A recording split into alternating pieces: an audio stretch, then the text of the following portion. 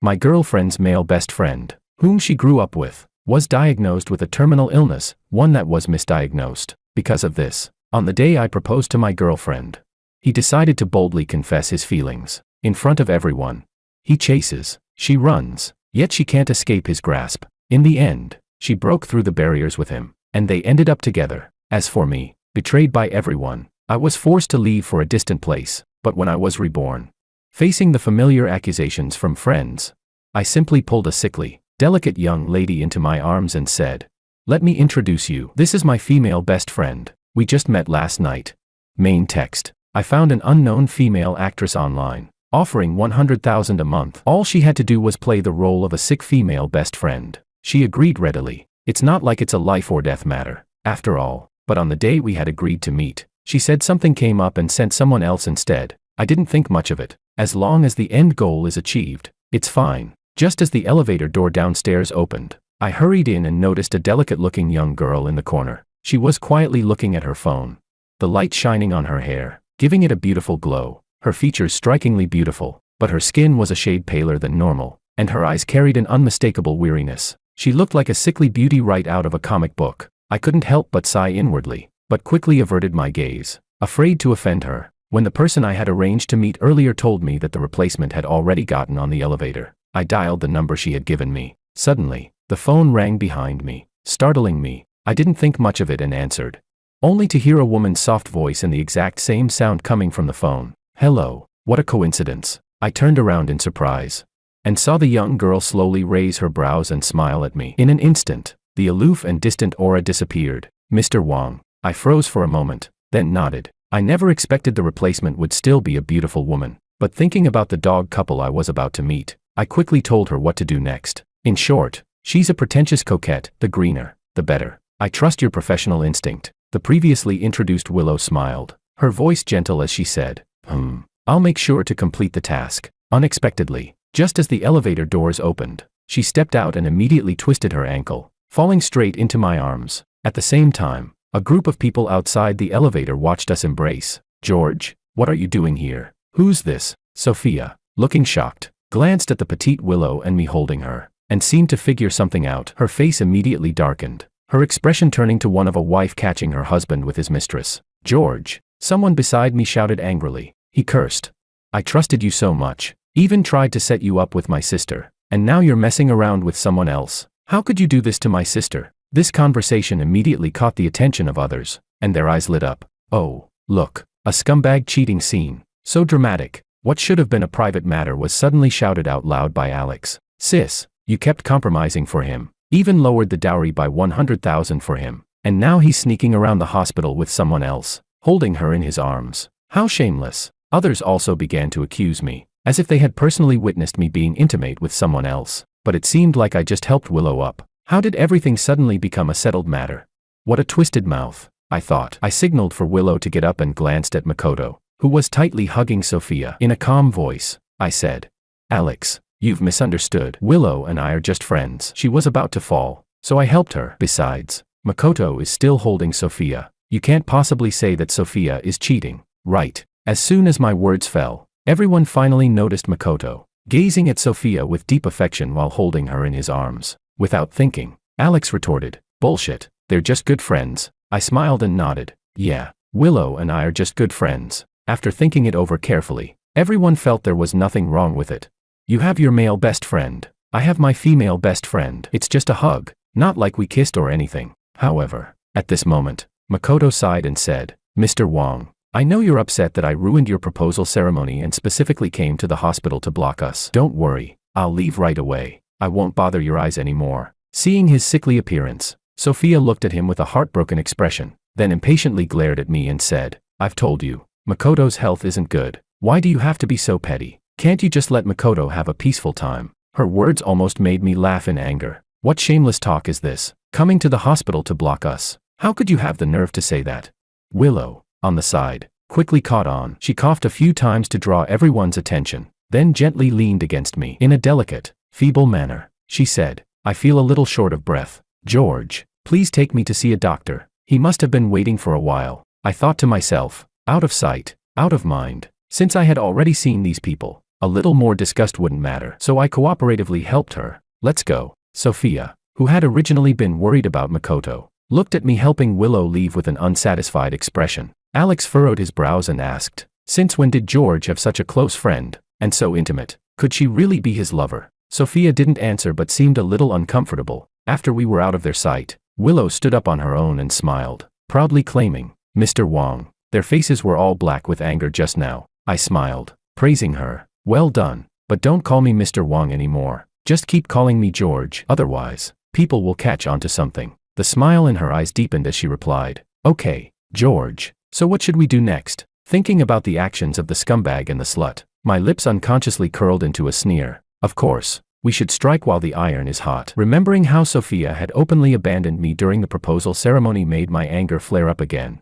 The scene from that day replayed vividly in my mind. George, how could you, a grown man, be so petty? Makoto's about to die, and Sophia just went to take care of him. What's wrong with that? Exactly, they're just friends. Life and death are bigger than anything else. Can't you be a bit more of a man? There's no need to argue with someone who's about to die. My two good friends, Martin and Victor, were angrily accusing me. It was as if, for them, not giving in to women meant being stripped of their male status. Someone who didn't know the truth would have thought I'd committed some unspeakable crime, but in reality, it was my beloved girlfriend who, upon hearing that her childhood sweetheart had a terminal illness, ran to him without hesitation, and I was left behind in the Grand Hotel like a complete fool. Well, not completely alone. I still had two brothers who kept telling me to be generous. That day, thinking back to the self-righteous words they said in my previous life, I, Reborn, slowly pulled up a faint smile and said calmly, of course I understand. They've been close since childhood. It's only natural for her to offer him comfort in his final days. What's there not to understand?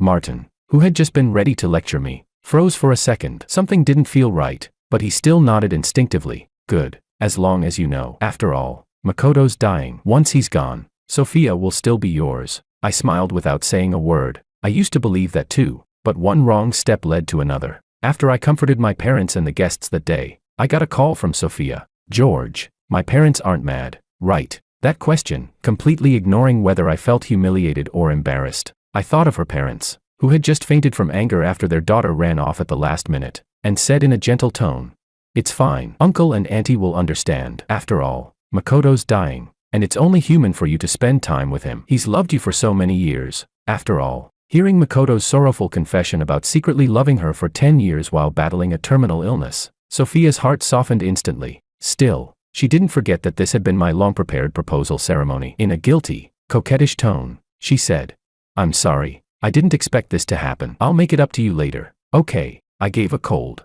forced smile. Please don't. You two should stay together. Just stop dragging me into it. Sure, I could have exposed the truth, that Makoto wasn't sick at all, but if I did, wouldn't she just come pestering me again?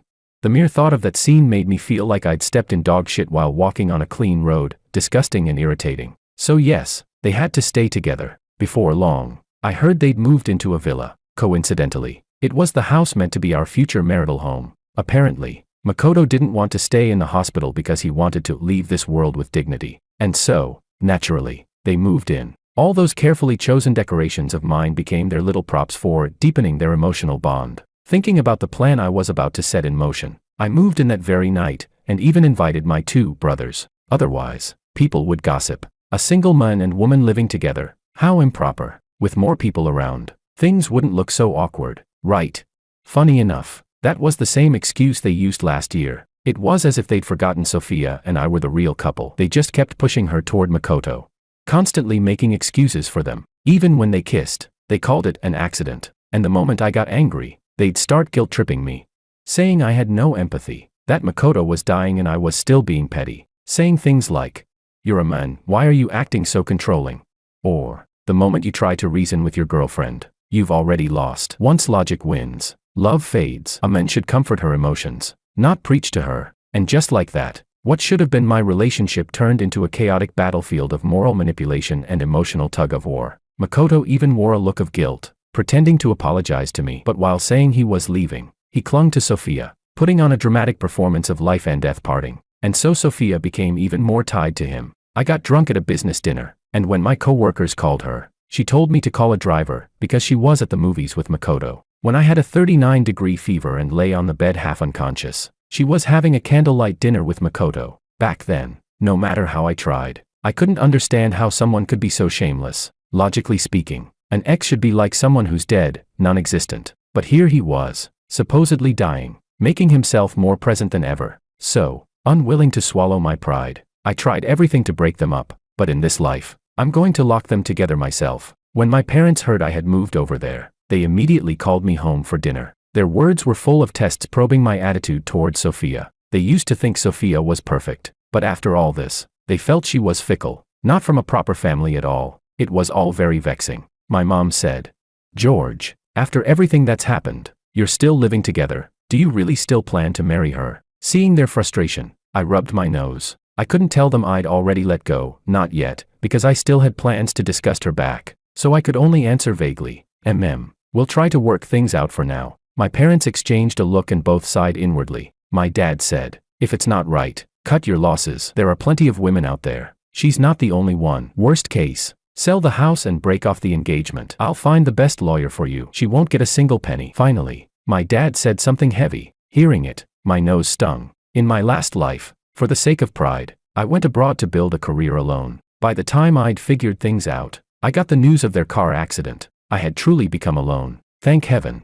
now I have another chance. I've realized the best way to beat moral manipulation is to return it exactly as it's given. Hilarious. She has a male best friend. Why can't I have a female best friend who can't find an opposite-sex friend with a terminal illness, after all?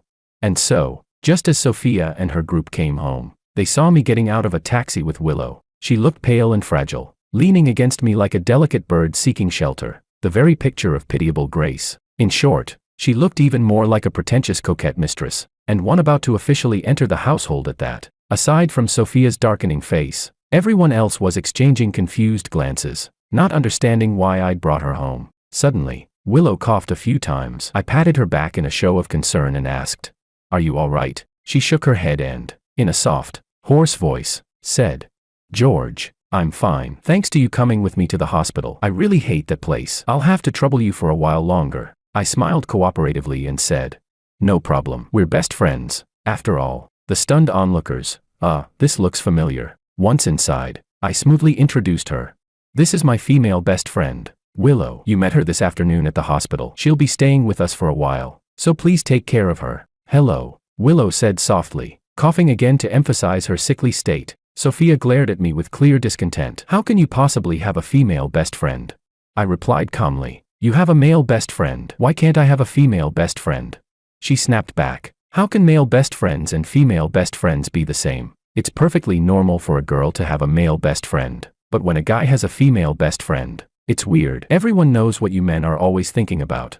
I countered, "If men aren't allowed to have female best friends, then where do women get their male best friends from?"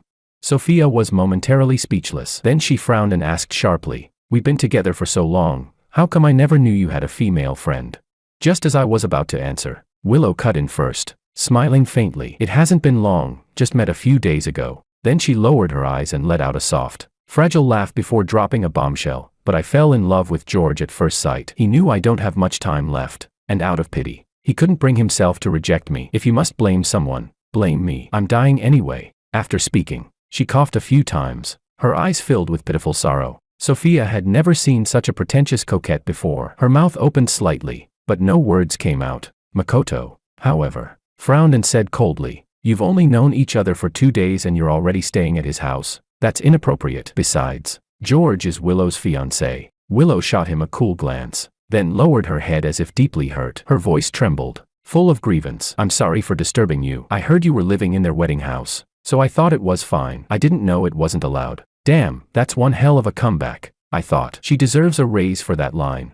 Sophia's expression changed instantly. Flustered, she turned to me and said, "George, I didn't mean to let her move in. It's just that the hospital felt too hopeless, and the environment here is better." I nodded understandingly, cutting her off just in time. "Yeah, I get it. You two kissing on the balcony was also mouth-to-mouth resuscitation. Right, totally understandable. In my previous life, I had only found out about that much later. Back then, I was about to go abroad. Makoto came by to kick me while I was down, bragging proudly about how Sophia had fallen for him. And Sophia, the most I'd ever done was hold her hand. She used to say she wanted to save the best part for our wedding night. Damn it. Thinking about it now still feels like a cruel joke. For a moment, the whole living room went silent, especially Sophia and Makoto. They were probably wondering when exactly I had seen them. I looked at them both and thought, back in that previous life, when I saw that scene, I really shouldn't have just slapped them. A dog can't stop eating shit. How could I ever expect her to come back to me? She deserves to eat shit forever, because I was acting so forgiving. Even Martin and Victor couldn't find fault with me. What could they say? That I didn't sound happy enough? When the tension thickened again, Willow decided to pour gasoline on the fire. She said innocently, "That's odd. The balcony's so small. How did you two do mouth-to-mouth resuscitation standing up? Does that mean you could do it for me too?" I answered with perfect seriousness, "Of course, we're best friends, after all." Sophia shouted, "Disgusting. Stop pretending already." Sophia Kim finally lost her temper completely and yelled, "George, you think I embarrassed you that day, so now you're doing this on purpose to get back at me, aren't you?" I laughed. So she did know, after all, but I just went on lying with a straight face. "No, I'm not. I didn't." Willow nodded meekly. "Miss Kim, please don't be mad. It's all my fault. I shamelessly pestered George. If you want to blame someone, blame me." Makoto's face turned red hot. If she was shameless, then what did that make him? Even more disgusting, wasn't it? Suddenly, Makoto felt a tightness in his chest and shortness of breath, and collapsed instantly. "Makoto." Sophia hurriedly supported him and helped him upstairs. Martin and Victor looked worried too. They turned toward me, instinctively ready to blame me again. But then Willow suddenly coughed hard several times. Her face turned pale, and the next second, she spat out a mouthful of blood. She gasped weakly, "George." I hadn't expected her to pull that move at all. I quickly scooped her up and rushed upstairs. Martin and Victor immediately shut their mouths, muttering in confusion, "Oh, wow, that looks serious. Wait, don't tell me, she's terminally ill too." The moment I closed the door, Willow instantly came back to life, full of energy again. Seeing my frown of concern, she laughed lightly. "It's fine. Really, I just, sometimes spit blood for no reason." I was speechless. I half doubted her story, but when I saw the sparkle in her eyes, I couldn't help but relax a little. I sighed. "You scared me. I thought you coughed up blood because they pissed you off. Then I'd really feel guilty." Willow rubbed her nose. "So, I can stay here then?" I replied. "Of course, I bought this house. What right does she have to object? In my previous life, I'd been stupid enough to let those two trick me into putting Sophia's name on the deed, and they even swindled me out of the money. That debt had to be paid, one way or another." A few minutes later, Sophia came knocking anxiously. She hesitated at the sight of Willow lying weakly on the bed. I heard she coughed up blood. They'd just returned from checking with the hospital. The doctors had said her condition was severe. She could cough up blood and die anytime. Her emotions had to be kept stable. Creepy as hell, honestly. I glanced at Sophia coolly. "She's asleep now. So, was there something you needed?" Sophia blinked, remembering her reason for coming. "You should move to another room," she said quickly. "It's inappropriate for a man and woman to live in the same room together." Martin immediately nodded. "Yeah, that's really not proper." I gave a faint smile, tinged with irony. "A few days ago, when Makoto fainted, didn't you stay up all night by his side without even changing clothes?" Sophia puffed up angrily. "That's not the same. He was a patient. What could he possibly do to me?" I grinned. "Exactly. Willow's also a patient. What could I possibly do to her?" Sophia froze, completely speechless. Seeing her like that, I couldn't help but sneer inwardly, almost wanting to kick the cheating woman straight out. In my past life, every time Makoto fainted, Sophia would take care of him so tenderly, and eventually, her care landed them both in the same bed. She even had the nerve to call it an accident. An accident? Then how did all your clothes accidentally come off too? Absolutely disgusting. Martin and Victor had even tried to defend them, saying they'd merely slept together innocently, that nothing happened, and that I shouldn't take it to heart, because, after all, Makoto was dying, so I should let him have it. Utter nonsense. Sophia still didn't give up. "Then I'll take care of her instead," she said. I looked at her with mock surprise. "Oh no, that won't do. Makoto still needs your care, doesn't he? I'd feel bad making you look after two people. Besides, you and Willow don't even know each other. It'd be awkward. And this bed's only big enough for two. You're not planning to squeeze in together, are you?" My words left her completely cornered. Her face turned red. "Fine, do whatever you want," she snapped, turning to leave. Martin and Victor exchanged a glance, muttered an excuse, and left too. Then Willow opened her eyes and said softly, "Those people really do hide filth behind their righteous masks." I shrugged. "Ain't that the truth?" Ignoring Sophia's disapproval, Willow stayed. Conveniently, her room was separated from mine by only a single wall. Later, she offered to cook something for me to taste. Not wanting to face the others, I agreed to help her in the kitchen. While I was chopping scallions, Willow leaned close to grab the seasoning from the shelf, standing just in front of me. The way we were standing, she was practically encircled by my arms. I froze instinctively, heart suddenly racing. Even when I'd been with Sophia, the most we'd ever done was hold hands. No one had ever stood this close to me before, especially not like this. Just as I was about to step back, a sharp voice cut through the air. "What are you two doing?" Sophia stormed in, shoving Willow aside. Willow's waist hit the edge of the table with a dull thud. She winced, letting out a soft gasp of pain. "What the hell is wrong with you?" I snapped at Sophia, immediately checking if Willow was hurt. To me, Sophia had just gone completely insane again. Sophia's eyes were red, her voice trembling. "What were you two doing? Standing that close, early in the morning and already grabbing at each other? Do you think I'm invisible?" I frowned, my tone cold and impatient. "Making breakfast counts as grabbing at each other now? Then what about you and Makoto before? Were you cheating every morning too?" At that, Sophia fell silent, remembering that she and Makoto had been the ones cooking breakfast together the past few days. Her face stayed dark the entire meal. She even forgot to take food upstairs to Makoto, but I wasn't about to remind her. I wasn't that much of a saint, I had to admit. Gossip spreads fast. The humiliating scene from our engagement party had already made its rounds through our social circle. Even people who had always hated me were now pretending to care, just so they could pry for details under the guise of concern. After dealing with a few rounds of that nonsense, I finally understood what it meant when people said 3 women can turn a street into a stage. Give them a bit of space, and they'd probably start a full-on drama right there. I'd originally planned to find another opportunity to break up with Sophia, but when I finally got home from work one night, the whole house reeked of alcohol. I was just about to turn on the light when someone suddenly grabbed my arm. Startled, I turned, and saw Willow beside me. Her soft voice brushed against my ear. "Don't turn on the light." Confused, I lowered my voice too. "Why not?" She wrapped her arms around mine, tiptoeing slightly to get closer. My whole body tensed. Despite her usual frail appearance, she had an undeniably curvy, toned figure. Her faint perfume drifted through the air, heating my blood and sending a wave of restless heat coursing through me. She didn't seem to notice my reaction and whispered, her tone laced with mischief, "Look, your ready-made evidence just walked right in." I frowned, not yet understanding, but as my eyes adjusted to the dark, I saw Sophia and Makoto tangled together on the sofa, faces flushed, clearly drunk. For a moment, I was stunned. "They're both drunk." Willow's voice carried a sly smile. "Didn't you want to break up with that cheating woman? Well, looks like they've already handed you the perfect reason." I was silent. Deep down, I knew, maybe in my past life, they'd already been doing exactly this long before I ever found out. How could Sophia sleep with another man and still say she wanted to marry me? I asked quietly, "So, what do you plan to do?" Willow chuckled softly. "Simple, an eye for an eye." After recording their filthy little scene, I took a deep breath. Then I flicked on the lights, forcing my face into a mask of rage, and shouted, "What the hell are you doing?" My voice was so loud that Martin and Victor came stumbling out of their rooms almost instantly. "George, what's with the yelling?" Martin grumbled irritably. Sophia, startled by the light and my outburst, woke up instantly. Seeing herself exposed and disheveled under everyone's gaze, she yanked the blanket up to cover herself, which, unfortunately, left Makoto completely uncovered, lying there like an idiot for everyone to see. Martin and Victor immediately realized what had happened, their eyes going wide in shock. I quickly pulled Willow close and covered her eyes. The motion was so sudden it looked like I was holding her in my arms. Willow leaned lightly against me, her lips curving into a soft smile. "It's okay," she whispered. "I've already closed my eyes." At her words I awkwardly pulled my hand back. Sophia's face flushed. She tightened her bra strap and bit her lip. "George, let me explain." I rolled my eyes inside, then calmly dropped a thunderbolt. "Forget it. We're over." "What?" Sophia cried in disbelief. Just then Makoto groggily woke up, saw the scene, and went white, scrambling to pull his pants up.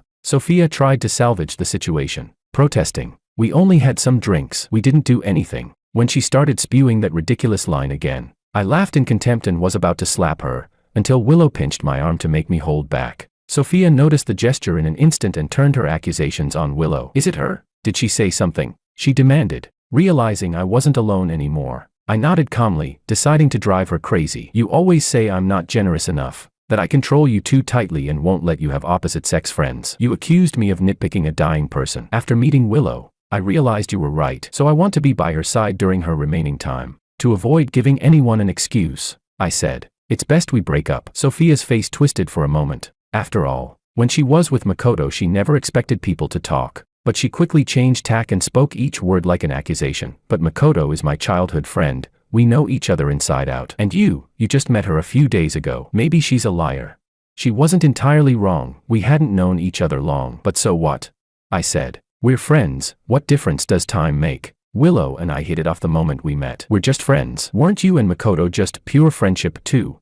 Seeing her completely stumped again, I sneered inwardly. No wonder it's a kiss and tell friendship. Makoto stammered. This must be a misunderstanding. I'd had zero patience left for that guy. I grabbed Willow, who'd been enjoying the show, and took her upstairs. Right, yes, let's all pretend we're blind. I couldn't stand them for a day longer. I sent the proof of Makoto and Sophia's betrayal to Sophia Kim's parents, telling them their daughter had found a better match and that it was over between them for good. The Kim parents erupted. Makoto, who is he? A dying man. Helping the dying is one thing, but how could we let our daughter marry him and live as his widow? Never mind what they might think. With Willow's help, the whole circle found out quickly and happily gorged on the gossip. After all, other people's scandals are tastier. A few people who didn't like me sent hypocritical messages, part consolation, part snide jibe. In their eyes, I was about to marry Sophia. Then some dying blonde stole my men. Obviously I'd be furious. Some even assumed I'd cheated and that was why we broke up. But when they dug a bit deeper, everything became clear. A terminally ill friend for you. A terminally ill friend for me. Fair's fair, right? Besides, my original explanation had already been spread by Martin and Victor. On one side was a childhood friend clinging to her fiancé while rumors flew. On the other was a man who decided to break it off to avoid scandal. The contrast was obvious. Even Martin and Victor couldn't stand it any longer. For them, a little fling might be forgivable, but putting up with being cuckolded, that'd make them spineless cowards. I never would have thought it. Makoto called me. From the sound of it, he was by the river, wind howling through the receiver. George, please don't break up with Sophia. His tone was choked, like he was tearing his own guts apart but still forcing the words out. I stayed silent, wanting to see what kind of pathetic act he'd pull this time. Beside me, Willow raised her brows in mild surprise, leaning closer as if to hear better. By some odd impulse, I didn't hit speakerphone. Then his miserable voice poured through. George, I'm going to die soon. After I'm gone, please take care of Sophia for me. At that, my face went cold. The way you're entrusting her to me, do you even hear yourself? I said icily. Are you sure you don't need to go back to the hospital? But he was too busy stringing together his sob story, not even forming full sentences, to hear a word I said. Seeing my growing impatience, Willow smiled faintly and plucked a grape. What are you doing? I asked softly. I washed it for you, she said, tilting her head. The next second, she popped it into my mouth. I had to admit, it tasted good. So while he rambled on from the other end of the line, on our end it was one grape for me, one grape for her, the two of us eating with quiet contentment. He went on. I know you dislike me, George. I know you're angry Sophia left you at the engagement party because of me. But that Willow girl, she's obviously bad news. I advise you to leave her early, or Sophia will be angry with you. I thought, who the hell does he think he is? Irritation bubbling up. I cut him off and hung up without another word. Willow saw me grinding my teeth and poked my forehead, her gesture completely natural. Is it really worth getting upset? You already knew what kind of people they were. I opened my mouth to retort, then realized, what exactly was I angry about? Was it because he'd brought up Willow?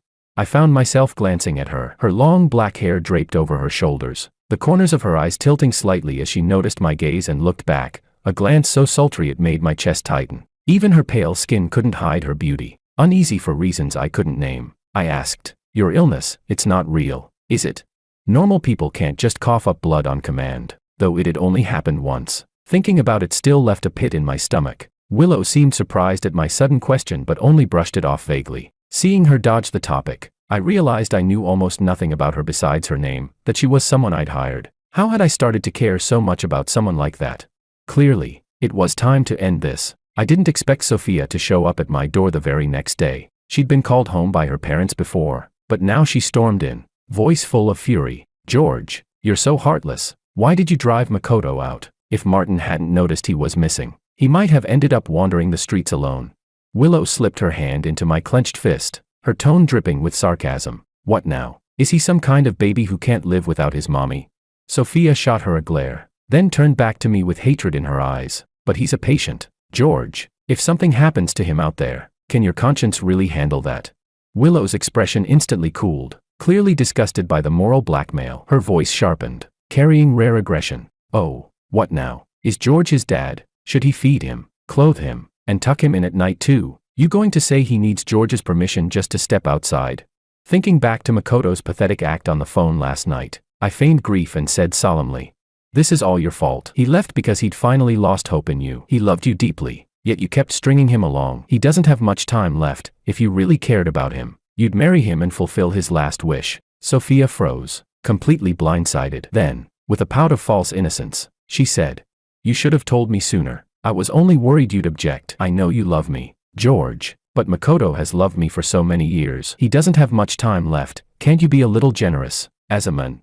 That was revolting, so much so I couldn't even reply at first. Willow let out a quiet, mocking laugh. Her beautiful almond eyes glinted with subtle malice and jealousy as she said, some cheap women really think they're irresistible just because a few men once liked them. They're tossed aside and still think every man wants them. But in reality, they're nothing but shiny trash, pretty on the outside, rotten inside. Her words hit like a slap. I felt instantly refreshed. Apparently still unsatisfied, Willow leaned into my arms and put on a fragile act. She said softly, after all, George has been spending his time taking care of me. How would he have the time to bother her? And I really like George. Since I won't live much longer, please don't be mad at me. You're such a grown woman. Can't you be a little more generous? Sophia's face turned scarlet with fury. To her, this must have felt like the other woman standing right in front of her and slapping her with a smile. Seeing her angry only made me happier. I said, Willow's right. She's not well. You shouldn't take her words to heart. That was actually a line I'd learned from Sophia herself in my last life. Sophia stared at us, completely stunned, like she was watching a pair of shameless adulterers flaunt their affair. She shouted, what did you just say? I turned toward Martin and Victor. Don't you agree? They nodded rapidly. Yeah, you're absolutely right. Sophia nearly exploded. How can you two take his side? Martin and Victor exchanged a look, then said solemnly, we've always been on his side. When I finally got back to my room, I couldn't hold it in anymore and burst out laughing. Willow, you really know how to kill without lifting a finger, I said between laughs. That was brutal. Willow arched a brow, her eyes fixed on me without replying. Inside, though, she thought to herself, George is great, it's just a pity, he'll be my husband soon enough. Feeling that I'd finally gotten my revenge and cleared my head, I decided it was time to move out. Later, I'd sell the house too. Just looking at it left a bad taste in my mouth. When Willow heard the news, she fell silent for a moment. Then she smiled, like she had when we first met, dispelling all her usual cool distance in an instant. That's wonderful, she said softly. Her words lodged like a stone in my chest. I opened my mouth but couldn't find anything to say. Right. Almost forgot, she was just an actress I'd hired. And yet, she was so beautiful. Why hadn't her acting career taken off?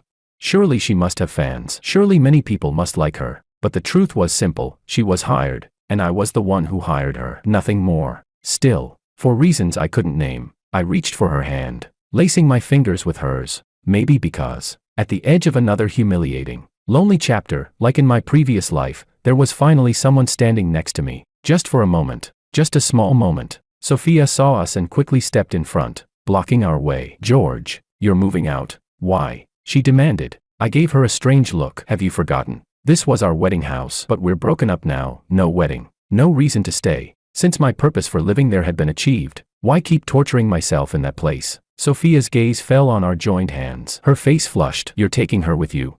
I grinned and nodded. Willow leaned in, her smile smug and faintly mocking, like a concubine who'd just successfully risen in rank. George is so wonderful, she said sweetly. He broke up with you for me and is even taking me home. Not like someone else, who's still just a friend. I almost burst out laughing, afraid Sophia would explode on the spot. Pulling Willow with me, we slipped out before she could block us. Upstairs, Makoto heard everything. His face went pale as he thought bitterly. Just a friend. Back at home, the excitement drained out of me. She asked softly, you said you're going out for drinks with your friends later, right?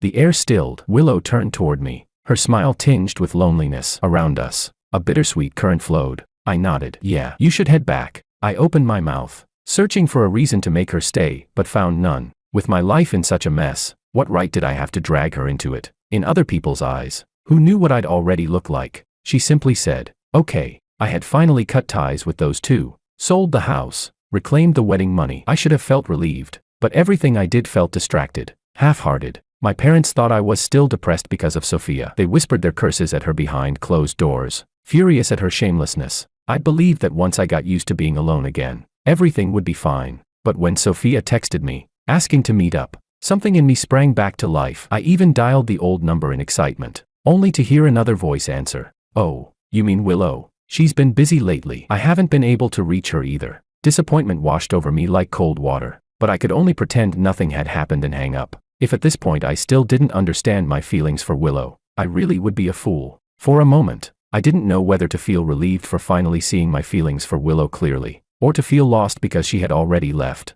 Forget it, maybe it's just one of those meant to meet but not meant to be together kind of fates. I sighed. After thinking for a bit, I decided to meet Sophia first. At least it could distract me for a while. Perhaps heaven still favored me. When I arrived at the restaurant entrance, I saw someone I never expected. She was still looking at her phone, her stunningly beautiful face calm and expressionless. Her features were sharp and refined, yet carried a distant chill. She didn't look like a fragile beauty, but rather like a cold, elegant heiress from a wealthy family. To hide my excitement, I pressed down the corners of my mouth, but the spark in my eyes was impossible to conceal. Willow, why is it you?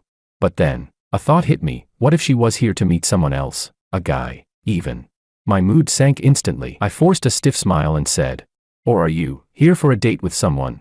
Willow was momentarily taken aback. After seeing me, she raised her brows slightly, a teasing smile playing on her lips. Of course, I was speechless, but the next second, she added nonchalantly, "Isn't that someone you?"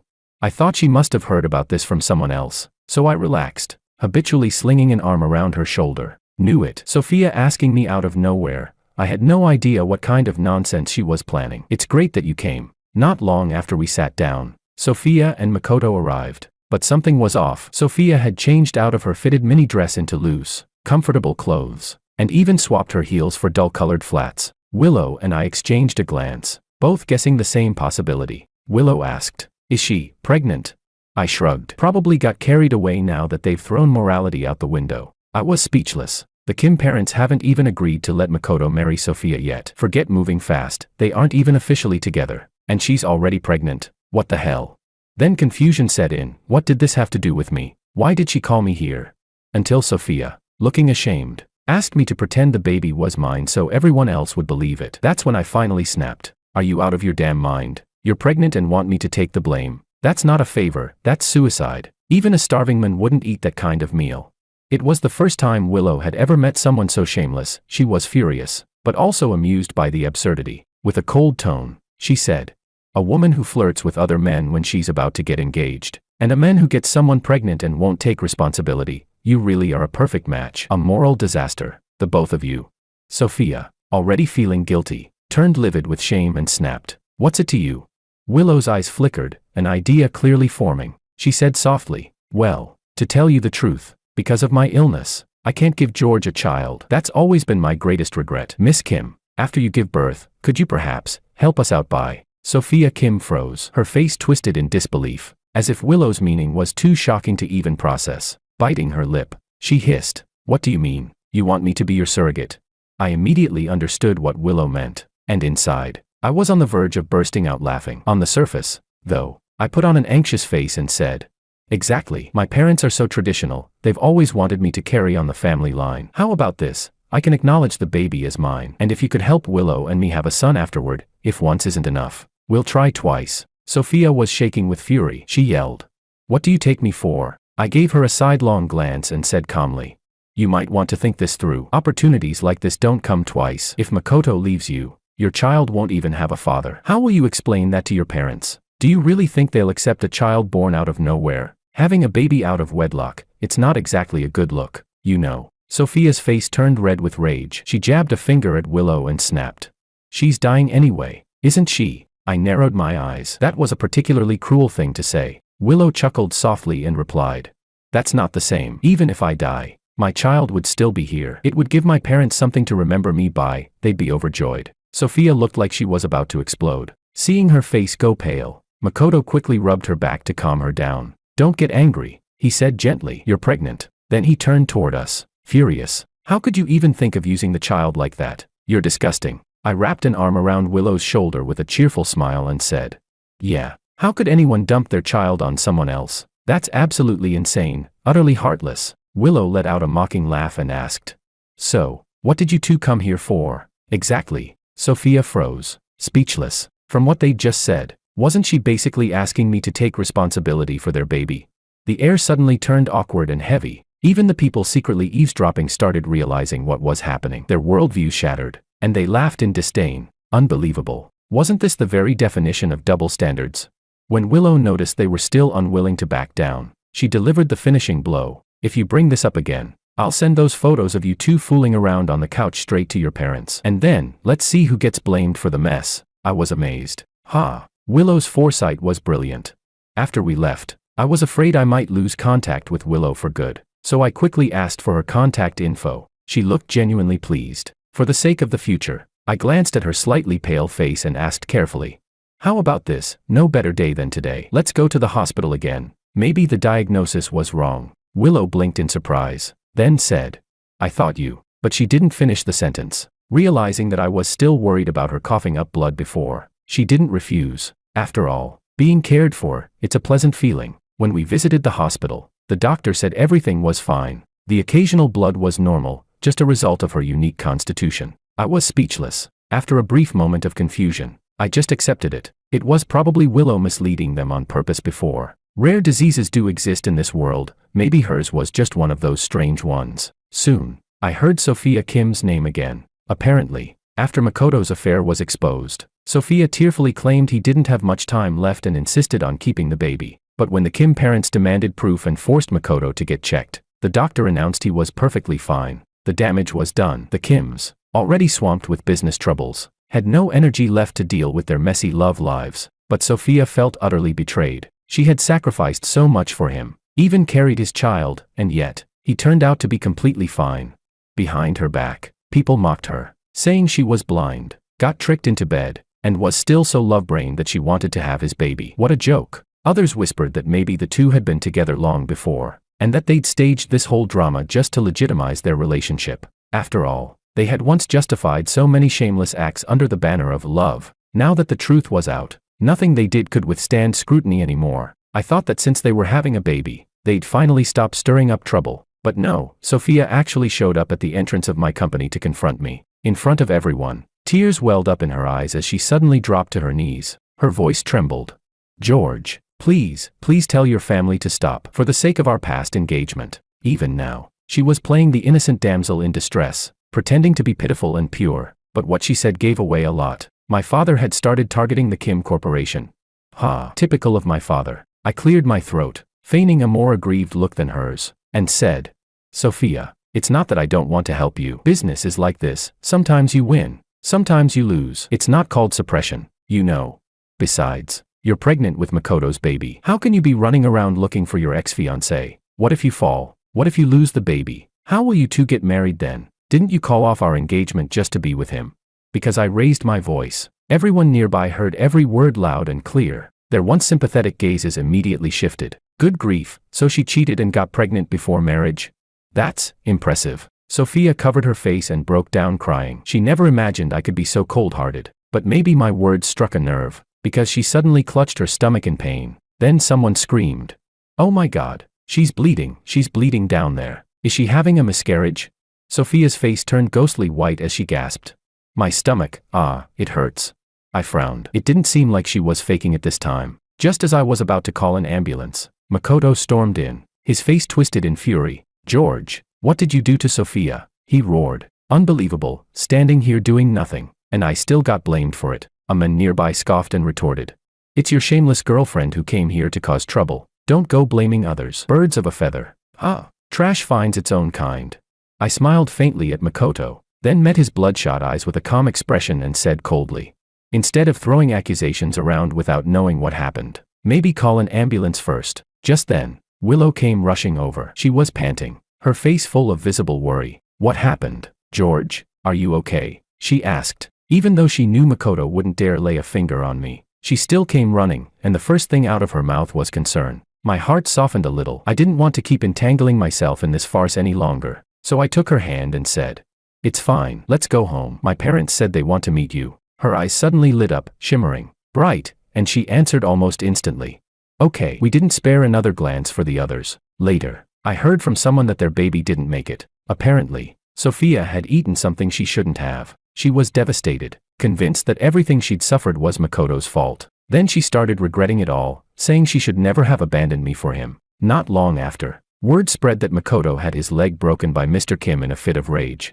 After that, he completely disappeared, like he'd fallen off the face of the earth. I sneered and stopped thinking about them altogether. A pretentious coquette will always be a pretentious coquette to someone like her. Everything is always someone else's fault. Changing partners doesn't change her nature. From that day on, Willow and I grew even closer. Our words carried a subtle, unmistakable tension of flirtation. And yet, despite the lingering sweetness, I still hadn't broken that final barrier between us. Maybe it was my past life's experience that made me hesitate, too cautious, too afraid to step forward. Willow seemed to understand. She stayed by my side quietly, never pushing, never asking for more. Even my parents couldn't stand watching anymore. They thought I was stringing her along. My mother said, "Son, you can't stop eating just because you once choked." What happened with Sophia was awful, but life has to move forward. Willow's a wonderful girl. If you really don't want to keep her waiting, then be honest and let her go. Several of my friends would love to have her as a daughter-in-law, you know.